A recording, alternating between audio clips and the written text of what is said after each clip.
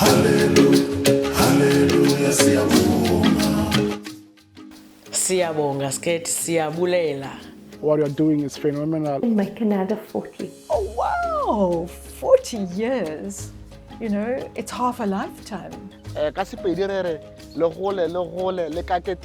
We are honored to be funded by SCAT. Poor must organise, and you can help them organise. And as long as you're doing that in 40 years' time, you will be doing good. It's social justice in this world. The work that you guys are doing is really making a change. Friend and a partner, we love you. SCAT is one of the organizations, a model funder in South Africa. Here you go, SCAT, and it's in the plant. They show us leadership. Has to remain relevant in doing that work, and we wish you all the best in doing so. Altyd vir mense gehelp. Ons sê vir julle baie geluk vir julle. What you've done up until now will always be remembered. Continue and grow with like-minded people coming into the organization. You will never realize the ripple effect that you have on the communities. Involving us in for us being part of it. So siyabulela kakhulu, phambili SCAT, phambili.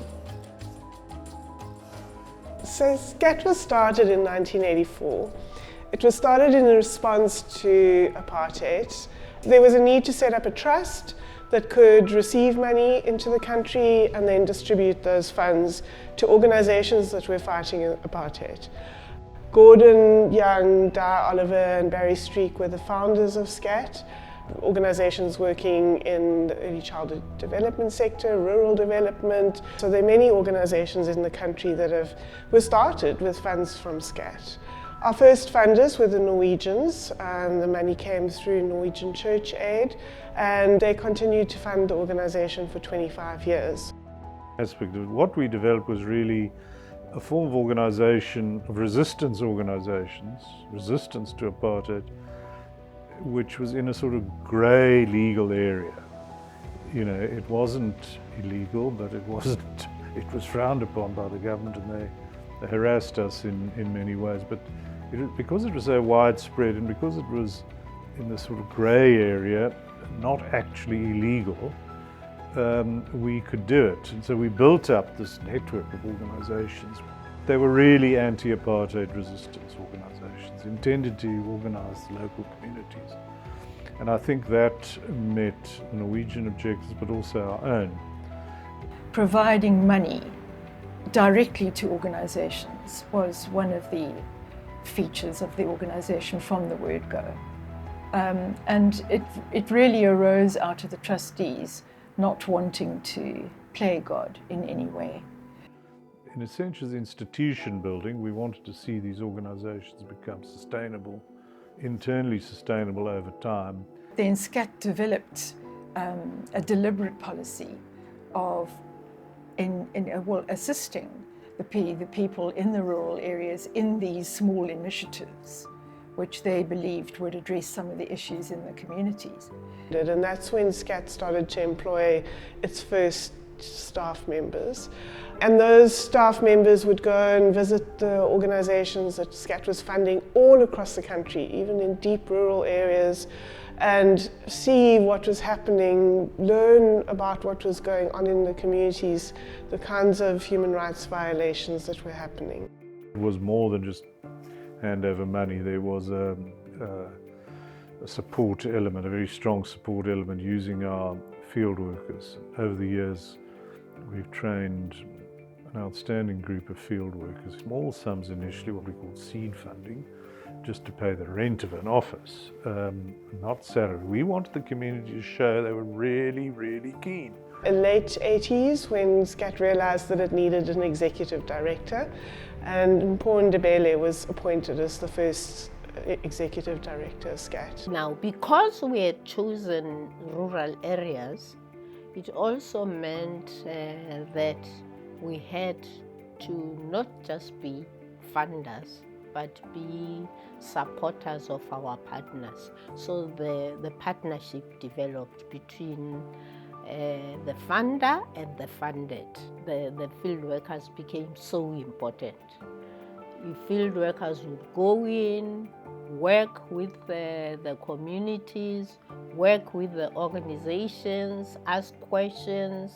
And the good thing about SCAT was that it wasn't leading the communities. It was asking questions and then responding to the questions by giving training, by promising to check and return to them with the answers if it was anything that they were not familiar with.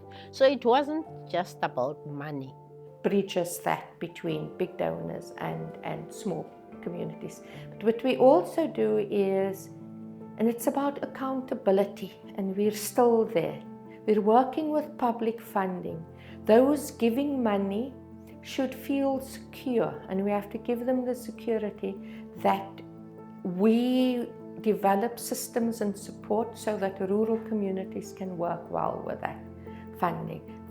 We went into 1994 when the democracy came, and that also changed the role. People living in rural areas were not going to be able to go to the cocktail parties and to meet up with big funders and put in fancy proposals. They needed a conduit, they needed an intermediary like us. At that point, SCAT made it clear that we had to say goodbye to the organizations that were urban areas and totally focused on rural areas. A wonderful decision to make because it became part of who SCAT was and still is. And then in the late 90s, we bought a building, number 19 Loop Street, and realizing that the foreshore was going to start developing up. We operated from that building and had tenants. The idea was that we would generate an income for ourselves from the tenants and potentially sell this building and make a profit out of it, which we did in 2008. We sold the building for a good profit and were able to invest that, and that's formed the basis of SCAT's endowment, which still exists today. It's not about SCAT knowing the answers to the questions they have, it's about SCAT helping them think through what those answers are together, and that's what makes SCAT's approach very special.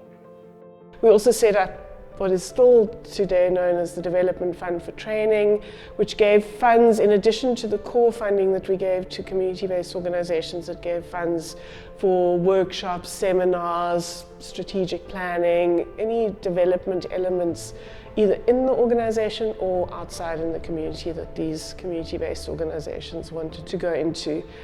And include in its program, it had some workshops and also some people, volunteers, to be part of the corruption in the government system.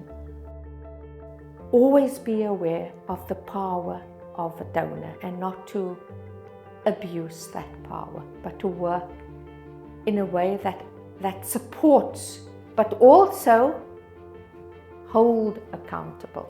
Another innovative, forward-thinking idea was the setting up of the Ditikeni Investment Company, which is an empowerment company set up for the sustainability of NGOs in South Africa. And our initial investment, we put in that initial investment into Ditikeni and took the chance, and we got back the same amount of money within 1 year, I think. In the 2000s, focused on getting funds from South African corporates and trying to get funding from local foundations.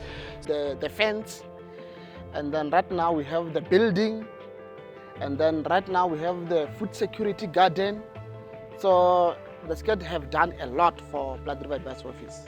So SCAT has always been a human rights organization, and but we have had to ensure that we are strategically positioned to be responding to issues that are being faced on the ground in rural communities.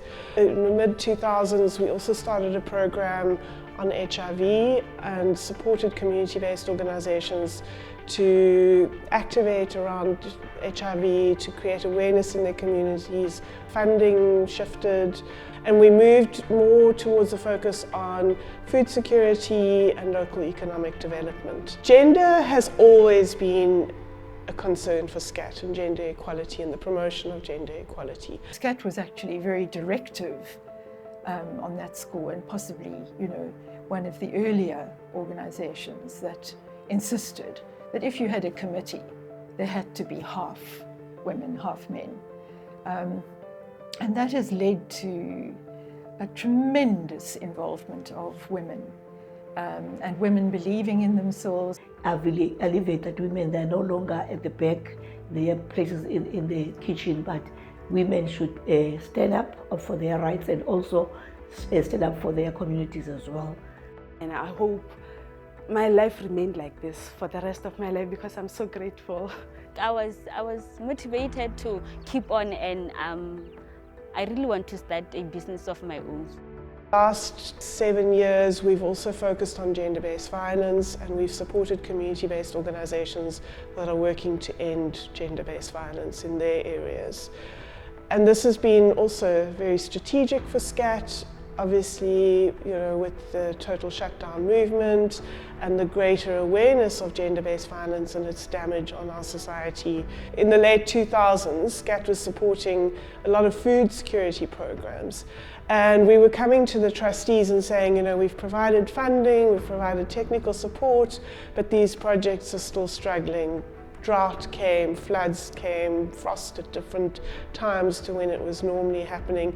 And the trustees of SCAT said, you need to be looking at climate change. We can't just be looking at what, you know, doing food security programs if we're not looking at climate change. And in the last 4 years, we managed to secure funding in partnership with SAFC, the Southern African Faith Communities Environmental Institute, and the Heinrich Böll Foundation from the European Union to support a climate change program. And that has been very successful in creating awareness of climate change, but also helping people that are involved in food security programs, water management programs to adjust and adapt to climate change. So SCAT's work, while always being in the human rights sector, and access to justice being a fundamental element of our work through the last 40 years, has definitely been able to shift and change and adapt to what the environment is telling us and what is needed. Are not new. It's not always something new. It's something always that's the same. And I think SCAT's approach in working, being intentional about working with partners, reaching out to partners where it does not have a sort of expertise in, has been critical to the success of the work. There we found that, okay, just providing is not enough. We need to educate these elders in the household to establish home gardens. And that's where SCAT came in. SCAT is a story of resilience, of surviving the ups and downs. It's not been an easy road. It has not been just one straight trajectory of starting here and ending there. It really has been a story of ups and downs over the period of the 40 years of its existence. But it has such an important model. It provides funds to community organizations that absolutely desperately need it. And what we were providing, of course, was our field workers coming alongside those organizations. And it was more a gradual building of relationship, building trust, building partnership, and coming to understand what development means. It isn't only about buildings, but it is about self-development and walking a careful path where you were conscious and learning all the time. So it wasn't like going on a course and going away and maybe having not benefited from it. I think that was a key feature of the organization. The future is uncertain, but we know that with SCAT's track record, we know that with strong governance, with good leadership, with an excellent team of staff, we will be able to move into the future positively, and that we will take this organization further, and this model that we have, we will continue to be able to deliver it. It is a remarkable organization. There are not many in South Africa that have survived as long as this organization has, nearly half a century. And we look forward to seeing where the organization goes to in the future.